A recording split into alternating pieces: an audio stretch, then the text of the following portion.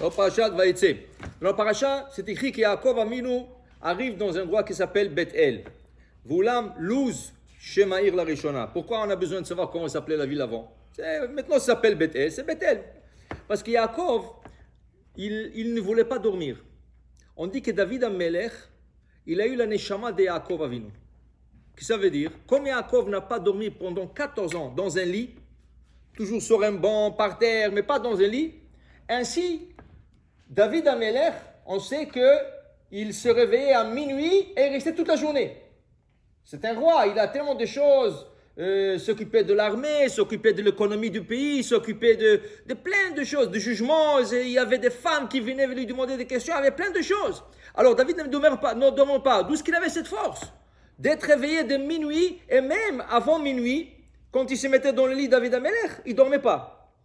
Il dormait en prenant 60 respirations. Ça veut dire que, comme ça, il comptait, à la 60e respiration, il ouvre les yeux. Et il referme les yeux. Comme Shenat Hassous, comme le sommeil d'un cheval. Pourquoi Adam Arishon, Adam, pourquoi il a appelé le cheval Sous? Il a appelé chaque animal selon sa nature. Le Sous parce que le otiot Zashratz, c'est l'otiot qui vient dedans. Samer, Zain, Re, Shin, Tzadik, et ils s'échangent entre elles. Alors, si je prends le Samer et je le change avec Zain, je reçois le mot Zouz. Le cheval n'est jamais en repos. Quand tu vois un cheval, toujours il bouge. Toujours il bouge, toujours. Ou quand la smanzaz, il bouge. Alors, il s'appelle Sous, il a appelé Sous. Alors, on dit que David, Yoshen Keshenat Sous. Il dormait comme le cheval. Le cheval, il s'endort comme ça, il se réveille. Il s'endort, il se réveille. Lui aussi. Soit son respiration, il se réveille. Soit son respiration, il se réveille. C'était aussi la neshama de Yaakov Avinu alav hashalom. Alors, quand il arrive là-bas, c'était important pour nous de savoir pourquoi il se mit à dormir là-bas, dans cet endroit où il a vu l'échelle. Pourquoi il s'est mis? Parce que Shemaïr Luz, la Rishona. Mazé la Rishona. Luz, la Gemara nous raconte, c'était une ville que personne ne mourait. Celui qui habitait Luz, il pouvait vivre 500 ans, 1000 ans, 2000 ans, il ne mourrait jamais. Pour que les gens, quand les gens avaient marre de la vie, ils ne voulaient plus vivre, ils sortaient de la ville pour mourir. Pour mourir, il fallait sortir de la ville. Okay? Alors David et Yaakov, il dit, oh extraordinaire, je suis à Luz. Luz, personne meurt. Et quand tu dors, tu goûtes 1/60 de la mort. C'est pour ça que le matin, tu dois faire Netilat Yadayim pour enlever cette impureté de mort. Alors il a dit, si c'est Luz, je n'ai pas peur de dormir ici parce qu'il n'y a pas de risque. Mais à la fin, Hachem voulait qu'il dort. Il a dormi, il a vu cette magnifique échelle. Mais qu'est-ce qu'il fait juste avant de dormir? Vaikach me'avnei hamakom. La Torah nous dit qu'il a pris des pierres qui se trouvaient là-bas.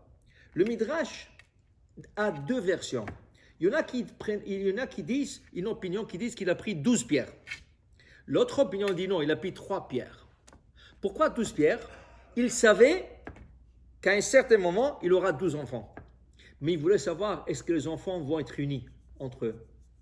Alors il a pris les 12 pierres, Vayasem Merashotav, il a mis autour de sa tête, et il voulait voir le lendemain s'ils vont être 12 ou 1. Et le lendemain, qu'est-ce qui est arrivé? Ils sont devenus Vaikach et Even. Il a pris la pierre. Elles sont devenues une pierre, et là, il savait que ses enfants vont être unis. Okay? L'autre opinion dit non, il y avait 3 pierres. Pourquoi 3 pierres? Alors, j'ai vu une explication qui dit la chose suivante. Al-Shlosha devarim ha'olam. Le monde se maintient sous 3 piliers. À la Torah, va la avoda, va le chassadim. Sur l'étude de la Torah, sur le sacrifice, qui est la avoda, okay, le sacrifice, et gmilut chassadim, la bienfaisance. Son grand-père, Avraham Avinu, qu'est-ce qu'il pratiquait? Quel pilier? Gmilut chassadim, la bienfaisance. Son père, qu'est-ce qu'il pratiquait? Avoda. C'était un sacrifice, son père. Il s'est mis comme sacrifice. Et lui-même, qu'est-ce qu'il pratiquait? Torah. Il voulait savoir. Il a pris 3 pierres. Il voulait savoir. Il a écrit sur une Gmilut chassadim. Sur l'autre pierre, il a écrit Avoda. Sur l'autre pierre, il a écrit Torah. Et il a mis sous sa tête. Il voulait voir le lendemain, quand il se réveille. Akadosh Baruch Hu va changer la position de pierre. Et celle qui va être sous sa tête, c'est le service qu'il doit faire à Haran. Il se réveille le matin. Qu'est-ce qui arrive? Qu'est-ce qu'Hachem a fait? Il lui a fait un miracle. Toutes les pierres sont devenues une. Là, il a compris que tous les trois services, c'est important pour maintenir ce monde. Et Gimlut Chassadim, c'est important. Et le service de sacrifice, c'est important. Les prières, quelles prières? Et aussi la Torah, l'étude de la Torah. Alors, ça veut dire qu'il n'y a pas un qui est plus important que l'autre. Tous les trois, ils sont nécessaires pour maintenir ce monde. Baruch Adonai Le'olam. Amen ve Amen.